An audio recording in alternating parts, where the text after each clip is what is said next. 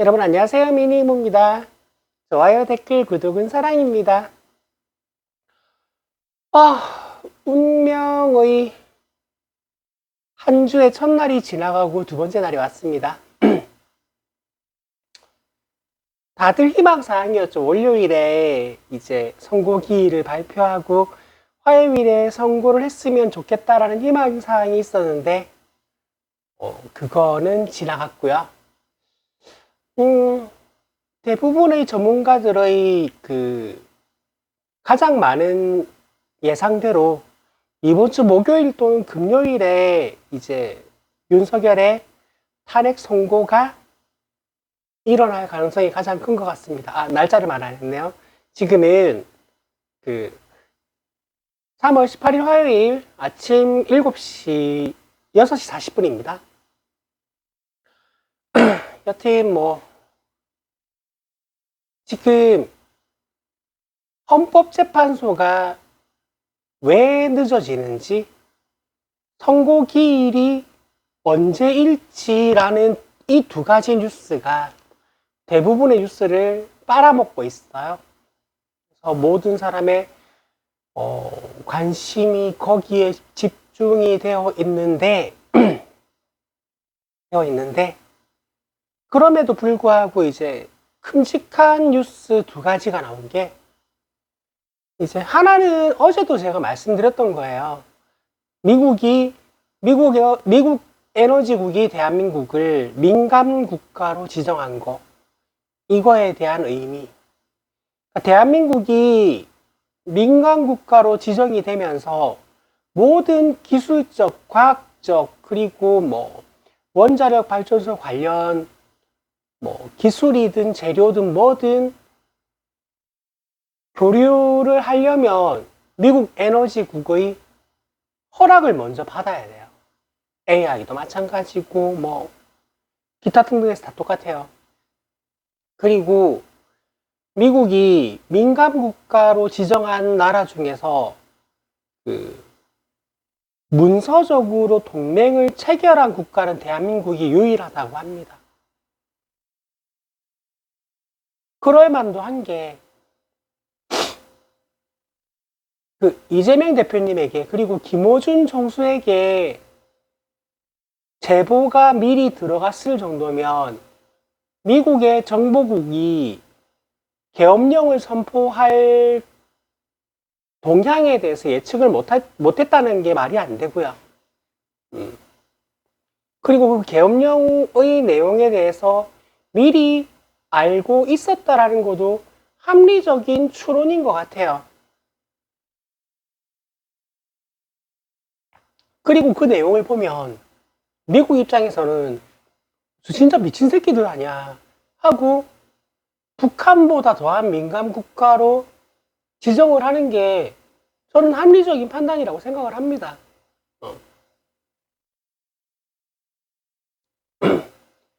아니, 하다못해 박선원 의원, 부승찬 의원, 김민석 의원보다 미국의 정보국이 정보 수집력이 떨어질 것 같습니까? 더 높겠죠.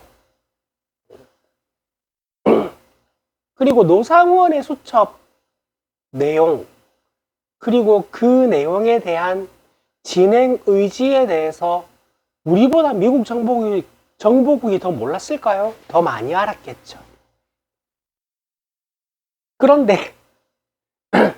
그런데 여기에 대해서 권영세 비대위원장은 헛웃음이 나오는 개소리를 합니다.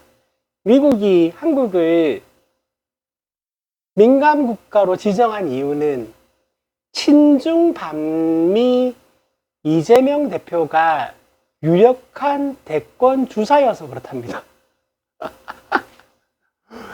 와, 권영세는요, 중국 대사를 지냈어요. 박근혜 정권 때요. 그리고 한국이 중국과 우호적인 관계를 유지해야 되는 이유에 대해서 누구보다 이해가 높은 사람입니다. 제가 제 방송에서 몇 번을 말씀드렸는데, 지금 대한민국 경제가 이렇게 파탄난 이유가요, 가장 큰 이유가 대중국 외교와 대러시아 외교를 말아먹어서 그 나라의 수출길이 막힌 게 가장 큰 이유예요. 그거를 나도 아는데 권영세가 모른다고요? 그게 말이 돼요? 진짜 이거는 헛웃음이 나와요. 진짜 나쁜 사람들입니다. 아니, 그쪽 지지하는 유튜브 하는 거만 보다가 몰라서 그 말하는 사람들은 아유 저 무식한 새끼들 진짜 책도 좀 읽고 TV 레거시 미디어 보도도 좀 보고 하다못해 조중동이라도 좀 보지라고 생각이 드는데 뭐 어쩌겠어요. 그렇겠다는데. 그리고 그 사람들은 자연인들이잖아요. 근데 중국 대사를 지낸 그러니까 여당의 비대위원장이라는 자가, 당대표라는 자가 그 말을 하면, 와, 이거는 진짜 나라가 파탄이 나고, 그 나라 꼬라지가 어디 제3세계의 내전이 일어나는 국가가 되든가 말든가 나는 모르겠고, 내 정치적인 위상만 지켜야 되겠다라는 이런 순 나쁜 새끼가 다 있습니까? 어떻게 이런 새끼가 다 있어요. 그리고요, 사실 저는 그 사람들의 마음 기저에 제 추측으로는요, 자기네들이 지랄 발광을 해서 나라를 망치고 나라가 망가지더라도 우리가 내 자리는 지켜야 되겠다라고 하는 그 나라 꼬라지를요, 민주당이 반드시 나라의 기강을 세우고 나라를 지킬 거라고 믿는 기저도 저는 있다고 생각을 합니다. 내가 중국 외교를 망치는 발언을 100마디를 해도 민주당이 10,000마디를 해서 중국과의 관계를 회복시키겠지라는 그런 믿음이 기저에 깔리지 않고서야 그런 말을 할 수가 없어요. 그러니까 국민의힘이 진짜 나쁜 새끼들인 겁니다. 아니, 외교에 친이 어디 있고 반이 어디 있습니까? 대한민국의 이익이 되면 어떤 부분에선 친중이고 어떤 부분에선 반중인 거고요. 어떤 부분에선 친미고 어떤 부분에선 반미인 겁니다. 외교에는요, 굉장히 복잡한 이해관계가 얽히고 설키기 때문에 누구도 저거를 만들면 안 되고 누구도 한순간에 우방관계를 끊을 수 있는 게 그게 외교인 겁니다. 어떻게 그렇게 무자르듯이 따갑니까? 방금 또 오른 건데, 제가 일하는 가게 주방에 새로운 직원이 베트남에서 한국으로 유학 온 유학생이에요. 근데 그 친구가 굉장히 독실한 카톨릭 신자거든요. 그래서 오늘 내가 물어봤어요. 너 이제 한국에 와서도 성당 나간다면서 성당에 친구들 많이 생겼어? 하니까 그 외국인 반이 있대요. 선생님은 한국 선생님인데 이제 외국인 청년들로 이루어진 반이 있는데 22명인데 20명이 베트남 사람이고 2명이 프랑스 사람이래요. 그래서 베트남이 프랑스 식민지였는데 라는 생각이 들어서 프랑스 사람 밉지 않아? 싫지 않아? 하니까 괜찮대요. 뭐 자긴 좋대요. 그러니까 그런 겁니다. 걔네들은 똑같이 내 나라가 아닌 곳에 와 있는 입장이니까 그렇게 의지하는 겁니다. 그럴 수 있죠. 그럴 수도 있죠. 근데 베트남은 프랑스를 싫어한다라는 것은 보편적인 입장인 겁니다. 그 20살, 21살짜리 대학생도 그 정도는 알아요. 베트남은 프랑스에게 끝까지 책임을 물어야 하지만 똑같이 남의 나라 유학 와가지고 같은 종교를 가지고 남의 나라에서 사는 입장에서 서로 의지할 수도 있다.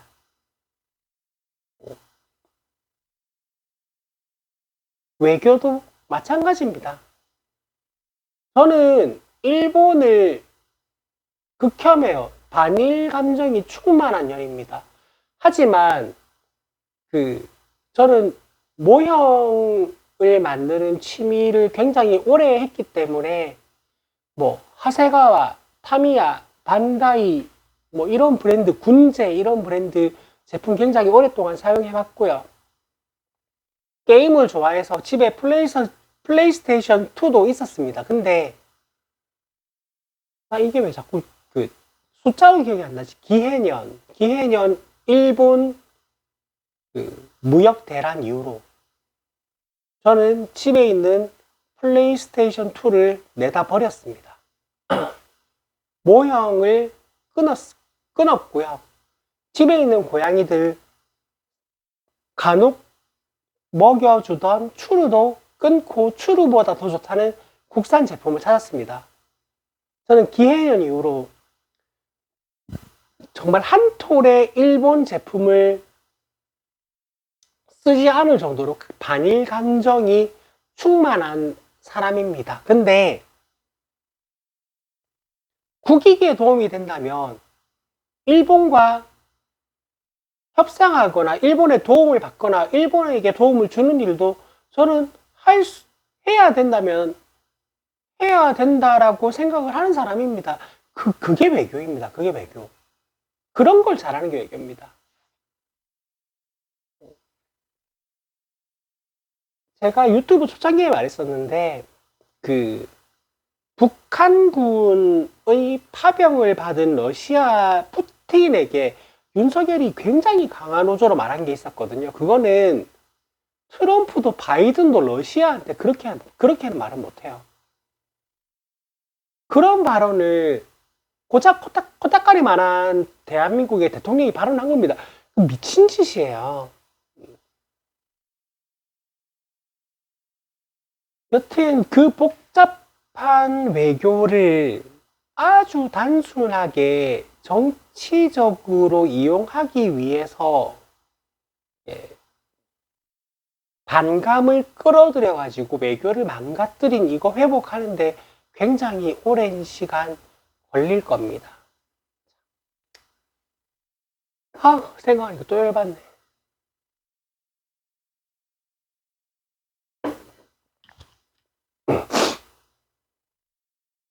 여튼 그럼 중국하고 외교 망쳤으면 미국하고 외교라도 잘 하든가. 미국이 왜 민간 국가로 지정하게 이 지경까지 만들어 놓고 미국도 적이고 중국도 적이고 러시아도 적이고 경제적으로 우리나라보다 뒤처진 지 오래된 일본만 우리 편이야?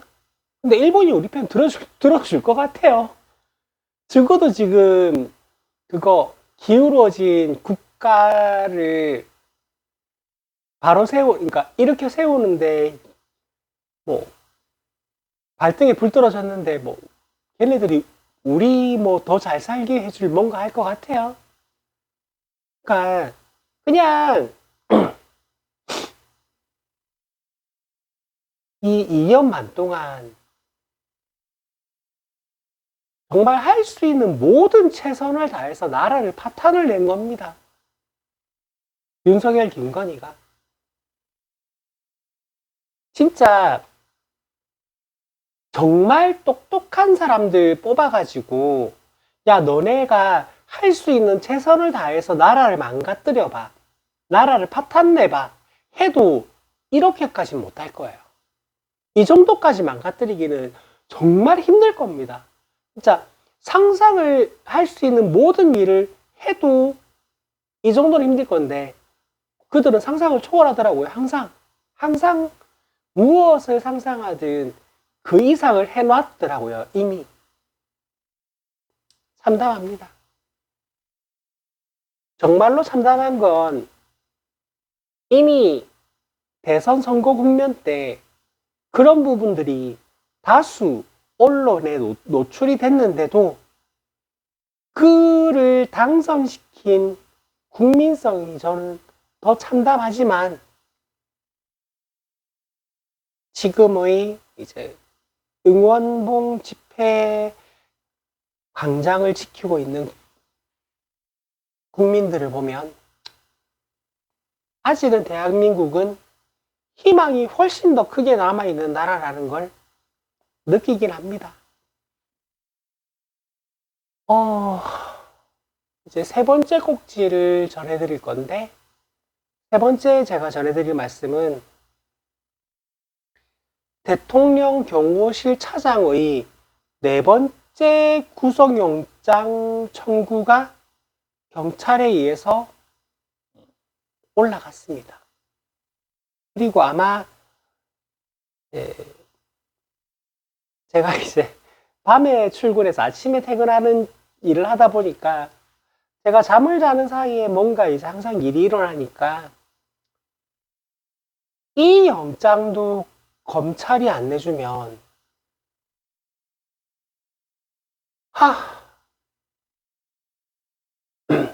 이게 생각이 참 복잡한 게, 저들은 헌법재판소에서 탄핵을 인용하면 헌법재판소를 가로로 낼 거라고 폭동을 준비하고 있는 세력인데, 우리는 이 정도의 위헌적이고 위법적인 일을 하고 있는 저들을 향해서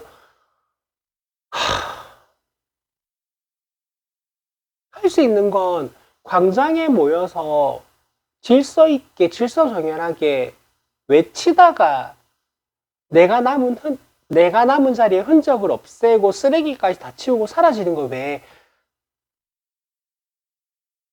할 수 있는 게 없어요. 저는 그게 너무 힘듭니다. 물론 그 이상은 하면 안 돼요. 하면 안 되는데, 그거밖에 할 수 없는 사람들이 얼마나 많이 모여 있는지, 얼마나 힘들어하고 있는지, 그런 거랑은 아무 상관없이 내 자리 하나, 내 재산 하나, 내 지위 하나만 지키면 법을 집행하는 자들이 무슨 법이든 모조리 다 어겨서라도 나는 나를 지킬 것이다 라는 그 자세가 저는 너무 힘들어요. 보기 힘들어요.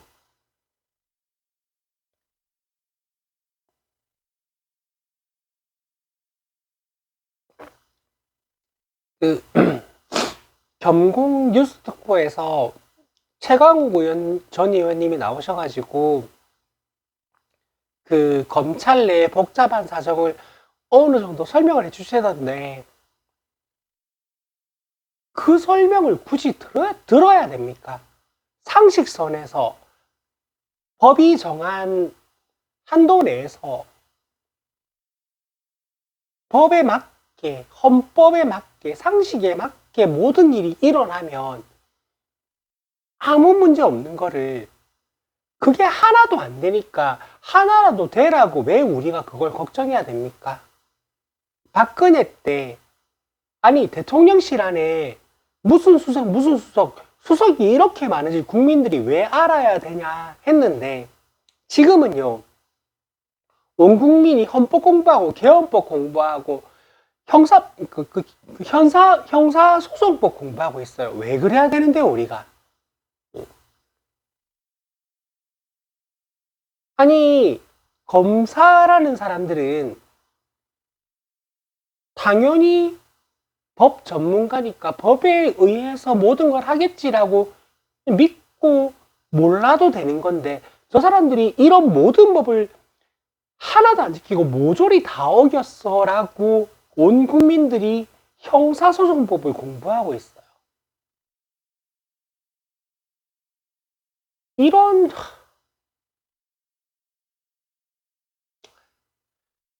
여튼 참 지금부터, 그러니까 이번 주에 뭐 무슨 요일에 탄핵이 선고될지는 모르겠지만, 그때부터 대선 때까지, 그리고 대선이 끝이 나고 정권이 바뀌고 난 다음에도 한동안은 대한민국은 굉장히 시끄러울 거고요. 대한민국은 굉장히 많이 아플 겁니다.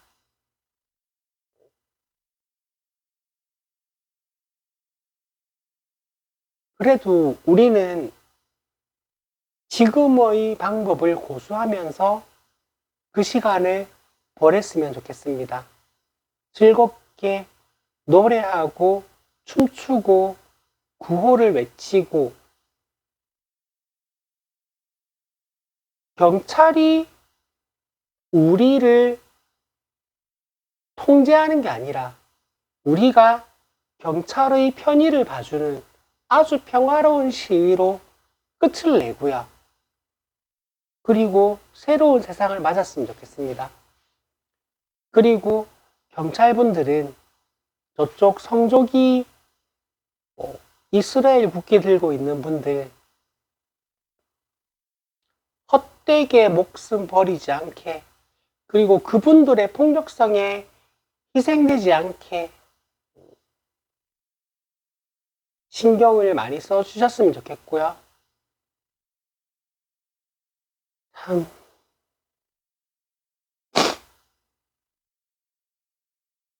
이게 너무 안타까워요. 저딴 쓰레기 같은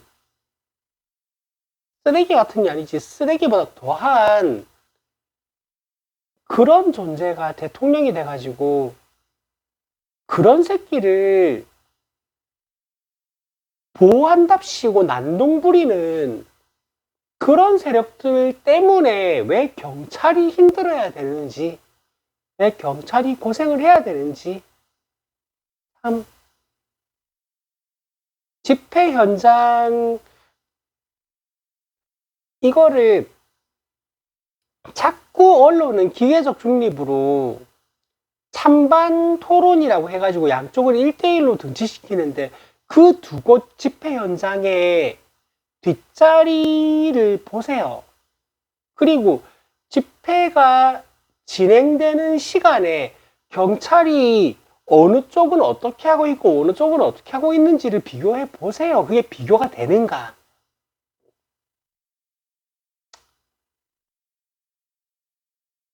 하,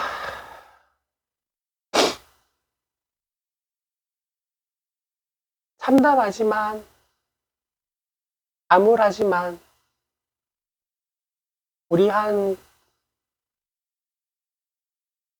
짧으면 짧아도 길어도 2달 남짓입니다. 2달 남짓이면 새로운 세상이 열릴 거고요. 새로운 세상이 열려도 방심할 수 없는 게 지금의 내란 세력, 그리고 내란 옹호 세력을 뿌리 뽑는 데는 훨씬 더 긴 시간이 필요할 겁니다. 우리 그때까지 지치지 맙시다. 그리고 저는 국민의힘이라는 저 정당이 이 한반도에서 아예 박멸돼서 사라지는 날까지 정치 유튜브를 계속하겠습니다. 국민의힘이라는 저 정당이 영원히 이 한반도에서 사라지면 미니이모 TV는 정치 유튜브가 아니고 예전에 최 사장이 진행하던 지대너벽과 비슷한 이 지식, 뭐라 그래야 되지? 이런 상식, 지식을 쌓을 수 있는 유튜브로 변신을 하겠습니다. 저는 부디 한 길어야 2년 안으로 그런 날이 왔으면 좋겠습니다. 저도 참 나누고 싶은 정보나 지식들이 참 많아요. 참 많은데 그러지 못하는 현실이 저도 좀 안타깝습니다. 여튼 뒷부분에 이런 저런 잡담이나 이런 사족이 좀 길어져 버린 것 같습니다. 오늘은 여기까지 할게요. 좋아요, 댓글, 구독은 사랑입니다. 여러분 안녕.